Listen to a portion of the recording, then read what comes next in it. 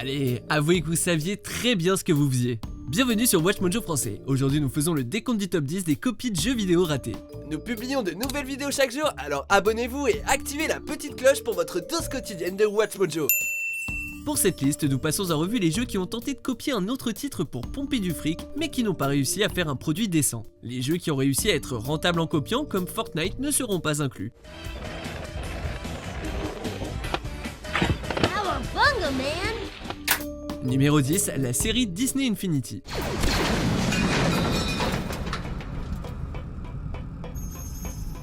Le concept du jouet vidéo a explosé quand la franchise Skylanders est sortie en 2011. Si certains jeux comme Lego Dimensions ont réussi à sortir du lot, Disney Infinity a presque reproduit la recette. Faites évoluer votre personnage Disney préféré, achetez des disques pour améliorer vos armes et vos statistiques et terrasser les méchants. Vous pourrez même créer vos propres niveaux, un ajout qui évoluerait entre 2.0 et 3.0. Cependant, le contenu était trop pauvre et acheter une nouvelle version tous les ans était vite cher. Au moment où la série a atteint son véritable potentiel, les joueurs avaient déserté. Disney a finalement abandonné et a fermé Avalanche Software et sa branche éditoriale.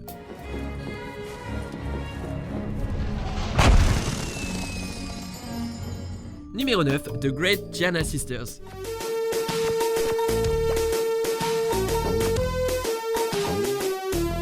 Les copies de jeux étaient un problème bien avant l'arrivée des jeux sur portable. En tant qu'entrée la plus ancienne de cette liste, ce jeu était un clone éhonté de Super Mario Bros.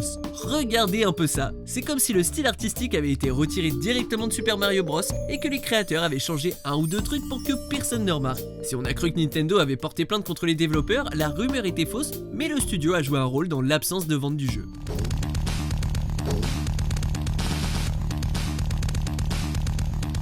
Numéro 8, Unearthed, Trail of Ibn Battuta.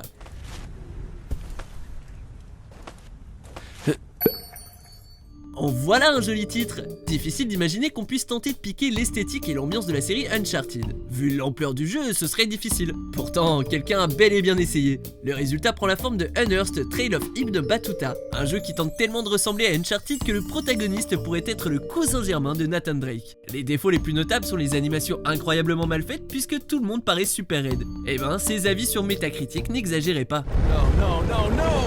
Watch out!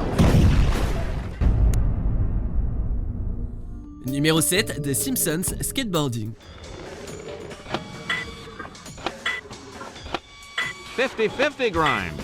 Les Simpsons ont eu droit à des copies plutôt sympas au fil des ans et quelques jeux ont réussi à se différencier des titres qui les ont inspirés. Mais tous les jeux ne sont pas comme ça. C'est là qu'intervient The Simpsons Skateboarding, un clone de Tony Hawk's Pro Skater qui oublie d'inclure tout ce qui rend le jeu divertissant. Pourquoi on n'arrive pas à faire ce trick? Pourquoi je n'arrive pas à faire un grind sur ce rail? Pourquoi les commandes sont aussi frustrantes? Le jeu est rempli de bugs, la physique est partie aux toilettes et il n'a pas la fluidité de Pro Skater. En plus, les Simpsons en skate, c'est débile. Hey, dude, clever move. All right! Numéro 6, Sonic Shuffle.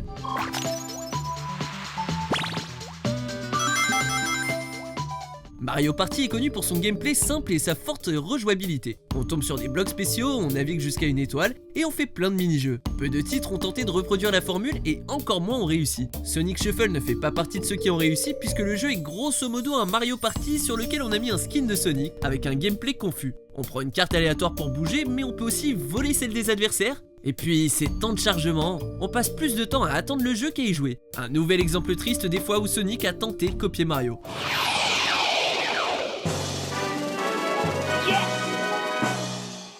Numéro 5, Cupid Jazzy.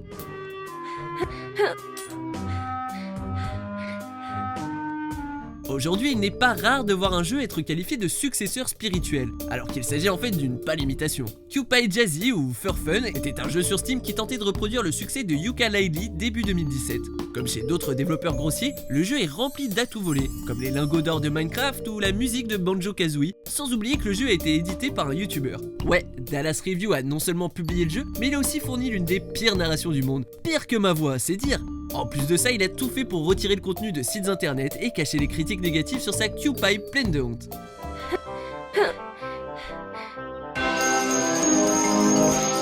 Numéro 4, Cartoon Network, le choc des héros.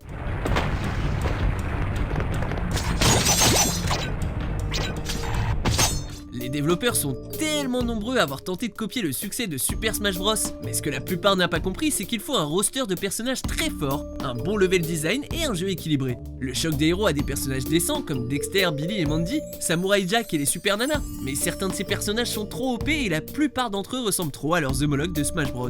Le jeu a même sa propre version de l'émissaire subspatial de Brawl. Le choc des héros avait le potentiel d'être un bon jeu Cartoon Network, mais il s'est avéré être un autre clone complètement raté du jeu Smash Bros.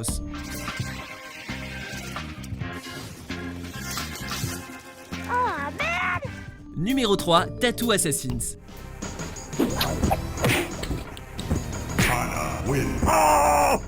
Au milieu de sa grande controverse, Mortal Kombat a connu un succès phénoménal grâce à son gameplay gore et à son esthétique réaliste. Bien sûr, avec un tel mélange, on pouvait s'attendre à des copies, et la pire n'est autre que Tattoo Assassins. Le chara-design était terne et leur version des fatalités était... disons qu'ils n'ont pas compris l'utilité. Les fatalités dans Mortal Kombat étaient badass et violentes, voire outrancières et atroces. Dans Tattoo Assassins, elles sont stupides et n'ont aucun sens. Au final, il s'agit d'une nouvelle contrefaçon qui n'a pas compris ce qui a fait le succès de l'original. Heureusement qu'il n'est jamais sorti.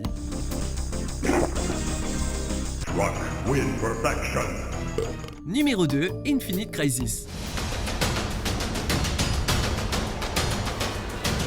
Les MOBA sont super à la mode aujourd'hui, mais le marché est tellement saturé qu'il n'y a presque plus de place pour les nouveaux jeux. Malheureusement, Warner Bros Interactive et le développeur Turbine l'ont réalisé trop tard. Dans Infinite Crisis, vous incarnez votre personnage de DC Comics préféré qui tente de détruire une base ennemie. Il s'agissait d'un MOBA décent, mais le problème c'est qu'on avait déjà League of Legends, Dota 2 et Smite. En plus, les héros de DC n'allaient pas bien avec le genre. Les trois jeux ayant déjà une communauté bien établie, il était difficile de motiver les joueurs pour qu'ils tentent l'expérience. Le jeu a connu sa propre crise et les serveurs ont été fermés moins de 5 mois après sa sortie.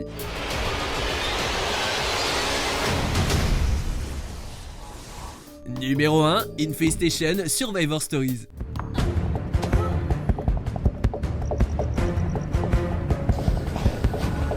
Si vous voulez connaître la définition du mot éhonté, le jeu capture parfaitement son sens. Infestation Survivor Stories, aussi appelé Warzy, était l'un des nombreux jeux à vouloir copier DayZ pendant son heure de gloire.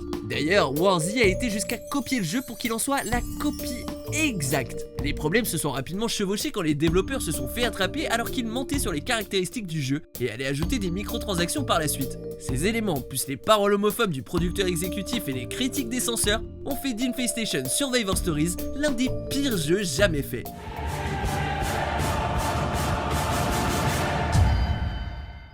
Vous êtes d'accord avec notre sélection? Jetez un coup d'œil à ces autres super vidéos de WatchMojo français et n'oubliez pas de vous abonner pour être au courant des nouveautés.